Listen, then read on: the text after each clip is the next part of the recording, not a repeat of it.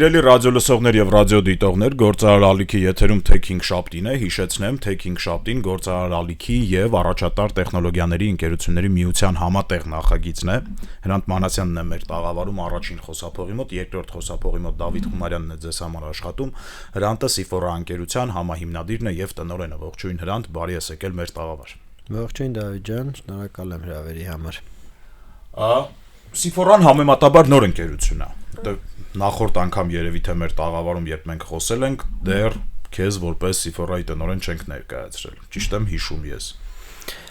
Այո, Սիֆորայի ստեղծվելուց կարելի ասել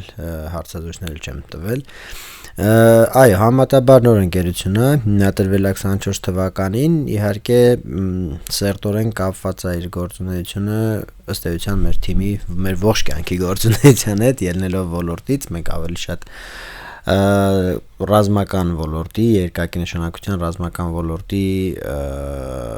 մեջ ենք, ոլորտում ենք աշխատում եւ լուծումն էլ հենց դրա մասին է, այսինքն կառավարման համակարգերի ուժային կառույցների ուղղվածությամբ ավելի շատ։ Հրանտ, անծանոթ ռադիոլսողի համար կառավարման համակարգը լրիվ ուրիշ բան է նշանակում, էլի, այսինքն նախագահական կառավարման համակարգ, պարլամենտական կառավարման համակարգ, այսինքն հումանիտար մտածելակերպ ունեցող մարդու համար կառավարման համակարգը քիչ այլ նշանակություն ունի։ Դի խնդրեմ բացատրես, թե ձեր տեսանկյունից կառավարման համակարգ ասելով ինչ նկատի ունեք։ Այո, կառավարման համակարգերը ոնց որ տարբեր են եւ տարբեր նշանակությունների, հա, ասենք ընդհանուր կիրառման, մեծ համակարգերի, փոքր համակարգերի եւ այլն, ըստ ոլորտից կախված, մերը ավելի շատ իր մեջ sense ինչով է տարբերվում, հա, հիմնականում ռազմական ոլորտը եւ իր կառավարման համակարգը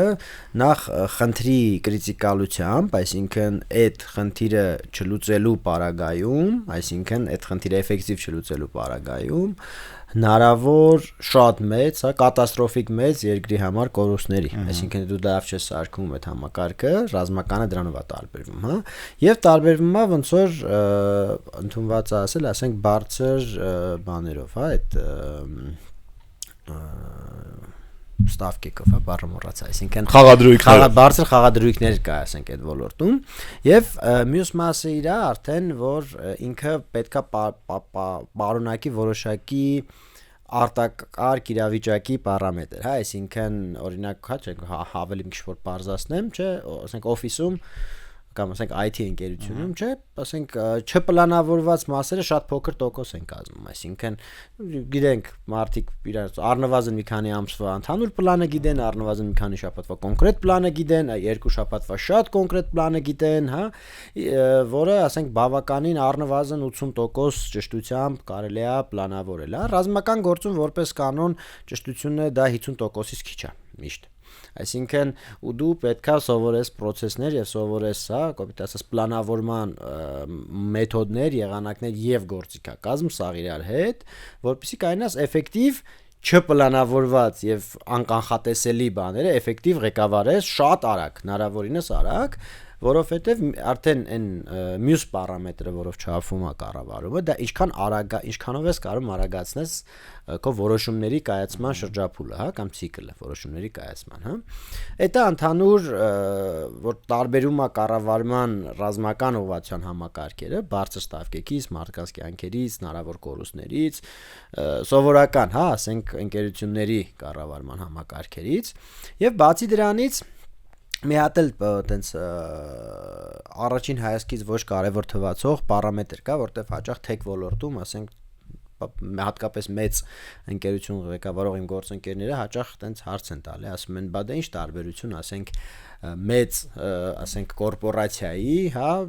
եւ օրինակ, ասենք բանակի ենթադրենք, հա, նու բացի բարձր ստավկեկը, այդ հասկացանք, կա նաեւ երկրորդը, որ այդ ընկերություններում չկա խաղաղ եւ պատերազմական ժամանակի process-ներ եւ խաղաղ եւ ժամանակի գործողությունների պլանավորում, հա, այսինքն նույն բանակները խաղաղ ժամանակ իրանք բավականաչափ նմանություններ ունեն մեծ կորպորացիաներին, բայց պատերազմի ժամանակ դա լրիվ ուրիշ է, այսինքն ինքը ըստ էության այդ համակարգերը ռազմական դառնում է միքս մեծ կորպորացիաների խաղաղ ժամանակ եւ պատերազմի ժամանակ լրիվ ուրիշ process-ների եւ լրիվ ուրիշ արագությունների եւ լրիվ ուրիշ որոշումների կայացման ցիկլի, այսինքն դա եւս կրիտիկական տարբերություն է բերում մեծ կորպորացիաների եւ բաների, այսինքն զինված ուժերի օրինակ։ Այսինքն կառավարման համակարգը վերադառնալով բուն պրոդուկտին, հա, որի ստեղծմամբ դուք զբաղվում եք, ինքը գործիքների համախումբ է, որը օգնում է կառավարել մարդկանց process-ները, գործողությունները, ճիշտ եմ հասկանում, այսինքն ինքը եւ սարք է, եւ ծրագիր է, հա, եւ hard-ը, եւ soft-ը, եւ իհարկե մարդիկ են ինչ որ հմտություններով։ Այո, միանշանակ այդ ամեն ինչի միքսն է, ինքը նախ եւ առաջ դոկտրինալ է, այսինքն ըստ դոկտրինից են գալի կառավարման համակարգը, այսինքն դու ինչ տեսակ կռվի ես պատրաստվում, հա, ասենք օրինակ չգիտեմ, հիմա ԱԹՍ-ները վերջին ժամանակներս բավականին մեծ կիրառություն ստացան, լիքը բանակներում, օրինակ նաև Ուկրաինայի բանակում, նրանք դարձել նոր զորատեսակ առանձին, ոնց որ կար հրետանի, կար չգիտեմ ինչ, հա, ինքը դարձել առանձին զորատեսակ։ Հիմա ասենք, բայց կառավարման տեսանկյունից, հա, մարդիկ օրինակ հիմա այդ մի քիչ միֆային են պատկերացնում, փորձում են ԱԹՍ-ի կառավարման համակարգեր սարքել, հիմնավորելով որ դա է դառնալու բանակի նոր կառավարման համակարգ, կամ ռոբոտների կառավարման համակարգ են սարքում, բայց չէ, դա չի աշխատելու հաստատ, այսինքն ինքը հերթական զինատեսակն է դառնալու նորմալ կառավարման համակարգում ընդհանրապես, որը մի քիչ ավելի էֆեկտիվ է, ավելի էժան է եւ այլն, կարող է շատ էֆեկտիվ է, կարող է շատ էժան է, բայց սկզբունքային չի փոխում կառավարման process-ը։ Սիստեմը չի փոխվում դրանից, այսինքն եւ հետ գալով հարցի Դավիթ ջան, այսինքն ինքը մենք sense մի քիչ որ པարզ են փորձում բացատրեմ չխորանալով տենց դետալների մեջ, ասում ենք ոնց որ ինքը 3 հիմնական խնդիր է, հա, 3 խնդրից է բաղկացած կառավարումը, դա հաղորդակցություն, համագործակցություն եւ կառավարում հենց, այսինքն կառավարում անգլերեն ասում են command and control, այսինքն հրամանադրում, հա, եւ այդ հրամաններին վերահսկողություն, հա, այդ դոկտրինի անունը, հա, CC2 են ասում անգլերենում։ Ընդհանուր առմամբ այդ 3 սյունն է, որ մենք իրար հետ փորձում ենք լուծել, այսինքն մենակ ծրագիրը ոչ մի բան է, դա գործիք է, ծրագիրը միջոց է, այսինքն դու նախ պետք է ճիշտ process-ը հասկանաս, ողնաշերով զգաս այդ համակարգը, հասկանաս ինքը ուր է գնում տեխնոլոգիական նոր լուծումների ներդրմամբ այդ ոլորտում, ըստ դրա մշակես կառավարման դոկտրինը, որը մենք արել ենք մեր թմով համատեղ մեր գործընկերների հետ, որի արդյունքում այդ դոկտրինի հիման վրա արդեն գալիս է, հիմա եթե դա հաղորդակցության մասին է, ասենք դա կապի միջոցի մասին չի, այսինքն դա այդ process-ի մասին է, ոնց էֆեկտիվ հաղորդակցվել, հիմա դրա համար մեկ-մեկ ընդհանրապես պետք է, ասենք, պատին գրատախտակ կախել, երբեմն պետք է շատ լավ կապի միջոց սարքել, երբեմն պետք է ուղղակի սովորացնել, չգիտեմ, ասենք, ուղղակի խոսալ, հա, կոմունիկացվել, կամ ասենք համագործակցության մասով դա պետք է պարբերաբար վարժանքներ անել, առանց դրա չի ստացվում, այսինքն իսկ օրինակ Հայաստանը այդ առումով շատ բաց երկիր է դարել, հատկապես 20 թվականից հետո, որտեղ շատ արագ հնարավոր է վալիդացնել կոպիտ ասած քո լուծումը, այսինքն դա իսկ վալիդացիան պետական եւ ռազմական ոլորտում դա զորավարություններն է, այսինքն վերցնես քո լուծումը, գնաս դաշտ փորձարկես ամենաարագ հետ, հա, ֆիդբեք ասած ստանալու ձևն է։ Եվ երրորդ սյունը արդեն հենց այդ խնդրադրումն է, այսպես ասած, եւ հետեւումն է, որը ավելի շատ նման է արդեն, որոշակի լավ ասեմ, նմանություններ ունի մեզ ծանոթ բիզնես process-ներին, հա։ Էլի իր սպეციფիկա իհարկե։ Այսինքն այդ 3 սյուների վրա է, եթե ասենց ամփոփեմ, կառուցված այն խնդիրը, որ մենք լուծում ենք, ու խենք լուծում, ոնց որ մեկ-մեկ իրան թե բիզնես տեսանկյունից, թե բանի տեսանկյունից շատ դժվար է ներկայացնել նույն, ասենք, ներդրողներին, նույն, ասենք, ոնց որ երբեմն անհասկանալի է ալնում ընկերությունը ինչով է զբաղվում, այսինքն ինքը ծրագրավորում անում, թե զորավարությունը անում, թե ինչ է անում, բայց դա այդպեսին է, այսինքն ով հասկանում է, որ ինչ բան է կառավարում, ինքը հասկանում է, որ այդ խնդիրը մենակ հնարավոր է լուծել ամբողջապես չես կարա կիսատ լուծես, հա, կա շատ երկրների առաջավոր փորձ է այդ առումով, չգիտեմ, ասենք, նույն Ամերիկայում միջանկյալ ինստիտուտներ են ստեղծել, այսինքն ոնց որ ռազմավարության կոմիտեն կա բանակը եւ կա միջանկյալ ինստիտուտ, որ այսիմ ասած համագործակցությունն է ապահովում ոչ միայն ստորաբաժանումների եւ լուծումների, այլ նաեւ բաների մարդ այլ նաև հենց ստորաբաժանումների, այսինքն այդ համագործակցությունը լայն առումով ապահովում, օրինակ Ամերիկայում կոչվում է TRADOC, Իսրայելում կոչվում է CBAT, այսինքն իրանց հայտնի բաց կազմակերպություններ են, որոնք վերցրել են իրանց վրա այդ դերը, հասկացել են, որ որպես այդպիսին ինժեներները systems engineer-ն ասում անգլերենում կամ պոլիտեխնիկներ, կոպիտ ասած, չեն կրթվում աշխարհում եւ շատ դժվար է եւ նաեւ հայտնի է որ քաղաքացիական մասնագիտությամբ մարդիկ որպես կանոն ռազմական լուծումներ չեն կարող տան այսինքն իրանք խնդիրը չեն ընկալում խնդիրը շատ քաղաքացիական են ընկալում խնդիրը հա այսինքն գնում են սարքում են ռոբոտ օրինակ հա ենթադրենք բարձ օրինակ բերենք որը պիտի գնա կռվի հա այսինքն մարդը օրինակ հրամատում չի եղել չգիտի որոն데 ասենք ոնց է զարյատկի դե հոսանք չկա չգիտեմ ամենապարզ ամենահասարակ բաները այսինքն նաև չի պատկերացնում հաճախ զինվորի էությունը, հա, ասենց ասեմ, դա հայկական կամ չինական ֆենոմեն չի, հա։ Այսինքն զինվորները որպես կանոն անտարբեր են իրենց գույքի նկատմամբ, այսինքն տենց կոպիտ են վերաբերվում, հա, չգիտեմ, սկսած ասեք այդ ամենապարզ հասկանալի բաներից, վերջացած ամենաբարդ բաներով, դա ուրիշ համակարգ է։ Դա դու պիտի իմանաս, դու պիտի դրա մաս եղած լինես, դու պիտի դրա մեջով անցած լինես, որպեսզի եւ պարբերաբար մասնակցես, կարդաս, նայես թե ուրա գնում պատերազմը այսօր որ ուղղությամբ է զարգանում։ Այո, հենց այդ TRADOC օրինակ ամերիկյան ինքը հենց այդ դերն է ստանձնել, ոնց որ իրանց ռազմարտունաբերության կոմիտեի եւ ոլորտի միջև հետարքիր կապա իհարկե ինքը նաև այլ գործառույթներ ունի ռեզերվա պատրաստում չգիտեմ ինչ անում եւ այլն բայց ոնց որ առանձին ստորաբաժանում ունի որը հենց կոնկրետ լուծում ժամանակակից եւ հələ դեռ չմտած դեռևս կոնցեպտի փուլում գտնվող լուծումները փորձարկում են ֆիդբեք են տալիս որպեսզի արագացնեն development process-ը որովհետեւ ինժեներները տենց հաճախ բնավորություն ունեն հա ժողովրդական բառով խասիաթ ունեն գնան մտնեն բան, այսինքն իրանց օֆիսում դուրը փագեն ու կարծեն, որ իրանք աշխարհում լավ լուծումն են սարքում։ Այդ դրանից ազատում է, ասենք այդ սինդրոմից, որտեղ մենակ դաշտն է, մենակ քո խնդիրն է վալիդացնում, դու այդ խնդիրը ճիշտ ես լուծել, թե չէ, այսինքն քո իրական դաշտը եւ իրական բանն է, էլի, այսինքն այդ է, երևի չեմ անում ինչքան լավ։ Պրոդուկտին վերադառնալով, սիրելի ռադիո լսողների, ես առիթ ունեցել եմ Հրանտի հետ մի քանի անգամ էլ տաղավարից դուրս քննարկելու պրոդուկտը, մի փոքր ավելի լավ եմ պատկերացնում, ուզում եմ մի քիչ էլ հարցերով մանրամասնեմ, որ դուք էլ լավ պատկերացնեք, թե ինչի մասին է խոսքը։ Այ ձեր կառավարման համակարգը, եկեք ամենացածր օղակի հարցը քննարկենք ու ամենաբարձր օղակի հարցը քննարկենք, թե ինչն է լուծում, այսինքն սկսած ստեղից վերջացրած ստեղով։ Այսինքն ինչ հարցերով է զբաղվում, ինչն է կառավարում։ Դե ռազմական բանում, ռազմական էլ չէ իրականում, այսինքն կա ոնց որ 3 մակարդակ հայտնի, տակտիկական, օպերատիվ եւ ռազմավարական, հա, այսինքն տակտիկականում լուծումը ասենք հիմա այս պահին մի քիչ բան է, բայց ասենք առաջնագծում, չգիտեմ, կա դիրքի հրամանատար, չէ, օրինակ, ասենք բարձ օրինակով բերեմ, որպես կանոն, եթե ասենք հատկապես հիմա որ 25 օրյա ֆորմատներով է, ասենք սա Հայաստանի վրան են բերում օրինակները, որ ոնց որ բարձ լինի, կարելի է կամայական երկրի վրա բերել։ Ասենք 25 օրյա վարժանքի շրջանակներում, ասենք ռեզերվի կապիտանին, լեյտենանտին զորակոչում են բանակ, ինքը գնում է մի հատ մարտական դիրք, որտեղ չի ծառայել երբեք, ընդհանրապես այդ տեղանքին ծանոթ չի, այսինքն որպես կանոն, հա, որպես կանոն, չգիտեմ, ասենք գիշերը կամ առավոտ շուտ տանում են ու ինքը 15 օր ընդ է։ Որպես կանոն մարդուն առնվազն մի քանի օր պետքա այդ տեղանքում կողմնորոշվելու, հասկանալու, թե ինչա կատարվում, իր հարևանների մոտավոր տեղ իմանալու, բայց այդ արանքում ինչ որ բան սկսի, այսինքն քանի դու կողմնորոշվում ես, ճանաչում ես եւ այլն, հա, օրինակ մարտական գործողություններ ենթադրենք։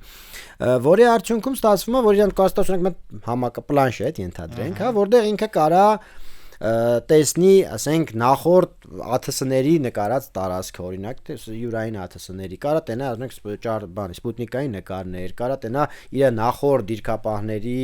բանարած, ասենք, նշած նշումները, քարտեզագրական օբյեկտները, այստեղ քար կա, այստեղ տեսանելի չի, այստեղ տեսանելի է, այստեղ չգիտեմ հավանաբար այս կողմից կհարցակվեն, որտեվ ստե ձորը չի երևում եւ այլն, այսինքն ըստ դրա նաեւ այդ մարդը կարա իր 15 օրում որ տենդե անելու, օրինակ եթե տենում է ռիսկ, որ այս կողմում լավ չի կահավորված համապատասխան, օրինակ ինժեներական աշխատանքներ տան եւ այլն, այսինքն ու դա բերում է շարունակականություն, process, չէ՞, ոնց որ ասենք մարդ գիտելիքի հավաքագրում է, որը տենց փոխանցվում է ամեն հաջորդ եկողին։ Ոնց որ մարդու հիմնական տարբերությունը կենթանիներից նա որ ինքը խոսքա ձևավոր է, բառերա ձևավոր է, որտեղ դու կարող ես օգտվել օգտվես ոչ միայն քո սեփական ծնողների փորձից կամ կենսափորձից, այլ նաև ողջ մարդկության ծնողների կենսափորձից, այսինքն հիմա դա այդ process-ի շարունակականության մասին է։ Եվ արդեն ավելի բնականաբար էֆեկտիվ եւ արդյունավետ այդ խնդիրները լուծելու։ Եթե գնանք այն մյուս ծայրահեղությունը, ասենք ռազմավարական մակարդակ, իդեպ Հայաստանի մասշտաբում մի քիչ երբեմն շփոթմունք է ստեղծվում, ռազմավարական մակարդակը դա գլխավոր շտաբը չի Հայաստանի մասշտաբում, դա կառավարությունն է, Հայաստանի ռազմավարական մասշտաբը, հա, որովհետև երբ որ գործառույթները շատ ավելի լայն պետք է լինեն, քան ուղակի կռվելը, որպեսզի դու ռազմավարական, քան ուղակի ասենք կրակելը, հա, կոպիտ ասած, որպեսզի դու ռազմավարական օղակ համարվես։ Դա նաև գալիս է այն ասենց մի քիչ հումորային պատմություններ կա այդ Իսկանդերի, չէ, ասենք Իսկանդեր եւ այլն այդ պատմությունները ինքը նույն Իսկանդերը օրինակ ոչ մեկ այնց կամ մեծամասնություն չել խորացան իր անվան մեջ, հա, OTRK Իսկանդերը, չէ, օպերատիվնա տակտիչեսկի ռակետնի կոմպլեքս, այսինքն նույնիսկ Իսկանդերը դա օպերատիվ զենք է, օպերատիվ օղակի զենք է, այսինքն ու այդ լոգիկայից ելնելով ռազմավարական օղակը կառավարության համար է, հետեւաբար իրական մեր շահառուն, մեր վերջնական շահառուն հենց կառավարությունը պետք է լինի մեր համակարգի եւ ոչ թե որտեվ գերագույն գլխավոր հրամանատարը Հայաստանի Հանրապետությունում դա ոնց որ վարչապետն է ինչ որ մի հատ ուրիշ երկրում նախագահն է եւ այլն, այսինքն մեր իրական բենեֆիցիարը, իրական պատվիրատուն կառավարությունն է, դրա համար մենք բարբերաբար նաև Հայաստանի դեպքում բարբերաբար համագործակցության բաներ են կարել տարբեր ուժային կառույցների հետ, ոչ միայն ասենք հենց սպეციფիկ, օրինակ զինված ուժերի հետ, եւ օրինակ մեր առաջին բանը որ սկսել ենք նույնիսկ եղել է ԱԻՆ-ի, հա, նախկին ԱԻՆ նախարարությունը, հիմա որ ՆԳՆ դառավ, հա, ԱԻՆ-ի մասին էլ կխոսենք, սիրելի ռադիո լսողներ, որ ավելի հստակ պատկերացնեք, թե ինքը ինչ տեսք ունի, վստահ եմ ձեզանից շատերը անցած տարի Digitech այցելել են եւ ցուցադրության ամենակենտրոնում շատ գեղեցիկ տաղավար էր անցած տարի Sephora-ի տաղավարը, այդտեղ ինքը տենց շատ հոլիվուդյան ֆիլմ էր հիշացնում, մեծ հեռուստացույցեր էին, քարտեզներ էին, համակարգեր էին։ Այս տարի էլ որ գաք վստահ եմ լինելու եք Digitech-ում այս տարի, չեք Չէ, այս տարի չենք մասնակցում, այս տարի պայմանավորվածություն կա, որ Defense Tech այսպես ասած չբացենք թողում այս տարի, հաջորդ տարի մեծ նաև կառավարության հետ պայմանավորվածություններ կա, դա նախարարության, որ ոնց որ ավելի մեծ բանով կներկայանա ողջ ոլորտը, ոչ թե տենց սպეციფիկ, ոչ թե դուք առանձին մեծ հաշվով այդ եթե վերադառնանք նախորդ տարվա ձեր Digitech-ի տաղավարին, հա, այնտեղ տենց մի քանի տեղ կար, որտեղ մարդիկ նստում էին հեռուստացույցեր էին, ովքեր պիտի այդտեղ նստածել են եւ ինչ հմտություններով մարդիկ, այսինքն իրան շահագործելու համար ինչ հմտություններ են անհրաժեշտ։ Շահագործման համար շատ հմտություններ անհրաժեշտ չեն, եթե զուտ շահագործում, որտեվ ինքը ճարտարագիտական տեսանկյունից բավականին ծանոթ ձև մեթոդներով ենք սարքել, այսինքն մտածված իհարկե, որ, չգիտեմ, մարդիկ օգնեն Google Earth-ից, մարդիկ օգտվում են, sense tenets սովորում են եւ ոնց որ շատ պետք է ինտուիտիվ հասկանալի լինի այդ համակարգը, որովհետեւ իրականում ավելի շատ էական թանկ է հենց այդ կրթման process-ը, քան հենց բուն այդ soft-ի գինը ինչքան էլ որ ինքը լինի։ Այսինքն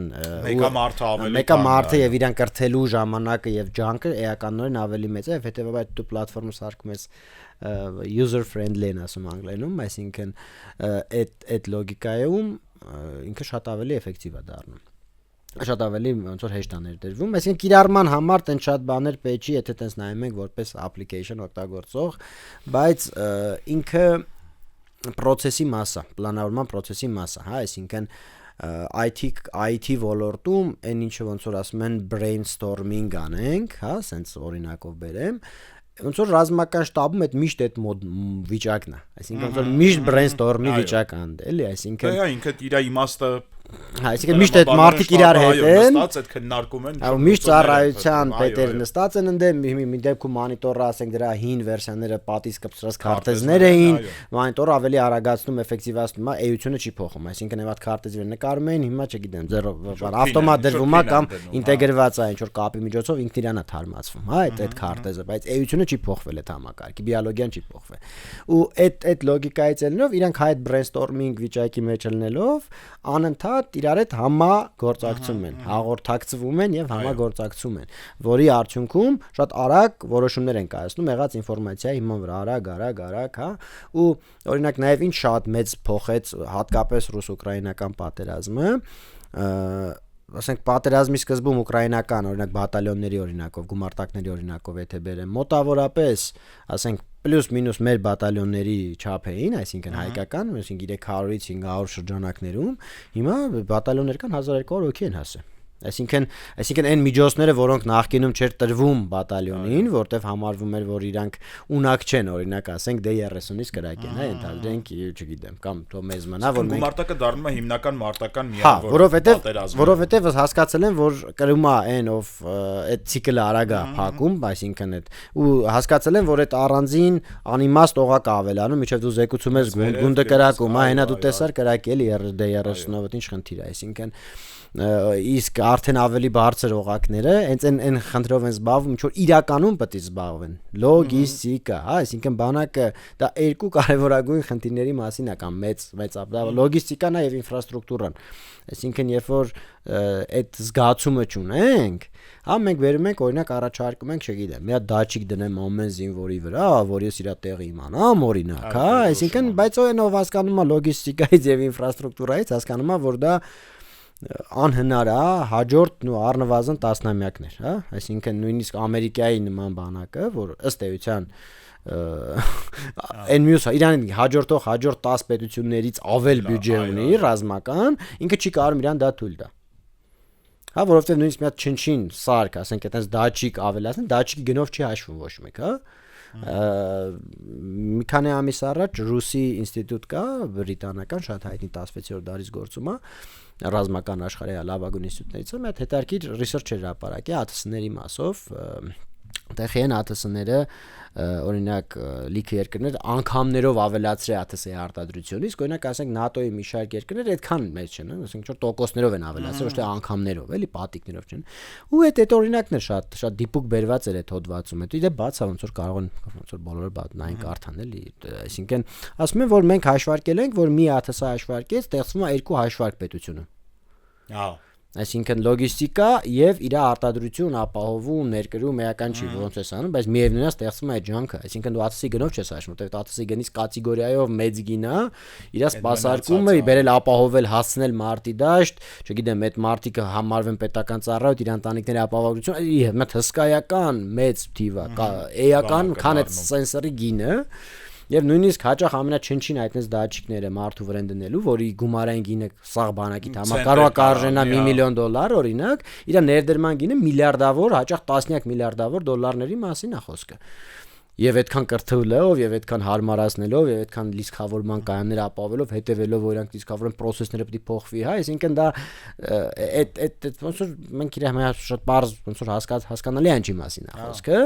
բայց երբ որ այդ մտնում է այդ լուծումը ինժեներական սենյակ, այս ձևով չի նայվում այդ հարցին, ասում եմ մի հատ լավ բան անենք, ոնց որ աշխարհը ստե է գնում, հա, վերջ-վերջո սարքում են 90% սարքում են այդ դաչիկը, 90% սարքում են այդ սենսորը, 90% սարքում են տեսախցիկը, ԱԹՍ-ն, բայց դա չի հասնում։ Այսինքն պրոբլեմը սարքը ստանալն է, այլ իրան ներմուծումն է։ Բացարձակ սարքը ստանալը չի։ Վերջի-վերջո կարաս առնեսել այդ սարքը, էլի։ Հա, վստահաբար շատ քիչ սարքեր կան, որ պատրաստի լուծումը չի վաճառ։ Հա, այսինքն կարա այո։ Հրանտ ընկերությունը ձեր տեղականն է, տեղական կապիտալով, ճիշտ եմ հասկանում։ Արդյոք համեմատել եք նմանատիպ այլ պրոդուկտների հետ, որոնք աշխարհում կան, ու ընդհանուր առմամբ կառավարման այս ձեր առաջարկվող մոդելը եւ սարքային լուծումը եւ ծրագրերը ինչքանով է կիրառվում դուրսը այլ բանակներում եւ ձեր լուծումը ինչով է տարբերվում մնացած լուծումներից, արդյոք կա տարբերություն, մենք մրցունակ ենք, այս պրոդուկտը մրցունակ է դուրս հանելու վաճառքի տեսանկյունից, ընդհանուր առմամբ այդ ուղղությամբ նայել եք, թե չեք նայել։ Այո, իհարկե նայել ենք, արդեն երևի չեմ հիշում, բացվելուց հետո նույնիսկ մի քանի միջազգային էքսպոների ենք մասնակցել Եվրոսատորին Ֆրանսիայում, Աթենքում եւ այլն, այսինքն տարբեր էքսպոների մասնակցել ենք, հասցրել ենք ցուցադրենք, ստանանք պատասխան, հատկապես բավականին տպավորիչ ստացվեց բաների այդ հանդիպումը, օրինակ Ֆրանսիայում, Ֆրանսիայի գեներալների, դե այնտեղ լավ համայնք ունենք, հայ, որոնք նաև կարող են իրենց կապերի միջոցով այդ մարդկանց բերեն եւ ասեն մի հատ լսեք հայկականն էլ կա, մի հատ լսեք, մի հատ նայեք, մի հատ էս տաղավարին մոտեցեք։ ու շատ տպավորված էին, օրինակ նույն այդ ֆրանսիական մի քանի գեներալներ կային, որոնք շատ զարմացան, երբ որ իմացան, որ այս հիմա նոր հիմա ասելով արդեն 15-20 տարի կա իրական թղթի վրա այդ դոկտրինը, որը կոչվում է centralized command decentralized execution, հա, այսինքն տենց ինքը ոնց որ նոր դասական դոկտրինները զուտ ելնելով ավելի շատ տեխնոլոգիական սահմանափակումներից, ասենք տասնամյակներ առաջ հնարավորություն չկար, որ դու ապակենտրոն թվային համակարգեր ունենայիր, որովհետև տենց շատ չխորամ տեխնիկական բաների մեջ շատ դժվար եւ շատ թանկ պրակտիկորեն անհնար էր դա սարքել։ Հիմիկվա տեխնոլոգիական ծրագրային հատկապես էլի լուծումների տեխնոլոգիական զարգացումը դա արդեն թույլ էր տալու, մենք սկսեցինք հենց այդ մոտեցումով, այսինքն ինքը ոնց որ centralized command centralized control-ից մենք անցել ենք centralized command distributed control եւ decentralized execution, հա, հայերեն մի քիչ կդժվարանամ թարգմանեմ, այսինքն դա ոնց որ վերջին դոկտրինների, հա, այսինքն ըստ օղակների բաժանված իրա մաքսիմալ ապակենտրոնության, մաքսիմալ անգլերենում ասում են local first, այսինքն ամենաօգտագործողը այն որ առաջնագծում կամ չգիտեմ մարդը իր մոտ պետք է միշտ աշխատի այդ համակարգը կապ կա չկա, հա, այսինքն դա լրիվ ուրիշ համակարգի մասին է, օրինակ նույն ֆրանսիացիք շատ զարմացած էին, որ այդպես բան ունեն, մի շատ մեծ հայտնի անունը չտան ֆրանսիական կամպանիա ասես որ ոնց դուք տես բան ունեք, այսինքն մենք հələ հաջորդ այսինքն այս տարվանից նոր բյուջե ենք հատկացնում, որ այդտենց համակարգ սարքեինք ու դրա շնորհիվ մի քիչ process սկսեց գնալ առաջ, այսինքն համագործակցության որոշակի եւ քննարկումների բարձա մեր ոլորտը սպეციფიკան նրանով է, որ դա երկար է, ոնց որ դա երբեմն ամյակներ է, չասեմ տասնամյակներ, որովհետև դա ոնց որ սկզբից սկսեցի, դա mission critical են ասում անգլերենում, այսինքն դա քրիտիկական համակարգերի ռազմավարական կարևոր եւ մեծ վնասներ իրեն շատ երկար ուսումնասիրում եւ հետեւաբար դու այո մեծ վստահություն պետք է ձեռք բերես պատմական պատմությամբ եւ ժամանակով ապացուցված, որ քեզ պատվիրեն մեծ ընկերությունները ասենք մի քիչ երբեմն դա ասոցացվում է փողի հետ, որ իր ճշմարտության բաժին ունի, այսինքն դու չգիտեմ միլիարդանոց կամպանիա չես, դու չես կարող պատվստանալ, տես չի լիքը ոնց որ այս ոլորտում ավելի կարևոր է քո կոմպետենտությունը ոլորտային եւ վստահ հուսալիությունը, հա, հուսալիությունը քո որպես երկարամյա գործող ընկերություն, այսինքն երբեք 3-2 տարվա ընկերությանը շատ քիչ հավանական է, որ ասենք օրինակ ֆրանսիական կառավարությունը կպատվի, դա ոնց որ ռեալիստիկ չի։ Հրանտ, մեր եթերաժամանակը ավարտին է մոտենում, այն հարցն էլ, որը ուզում եմ տամ, թեման տենց բավականին փակ է, դրա համար շատ կարճ, հայկական զինված ուժերի հետ համագործակցություն կա, թե չկա, առանց մանրամասները հրապարակելու, ինչ քննարկումներ բան կա։ Բնականաբար, Սիֆորան ստեղծվել է, մենք մեր թիմը թե դրսից հայեր ունենք, թե ոնց որ տեղական հայեր ունենք, թիմը ստեղծվել է հենց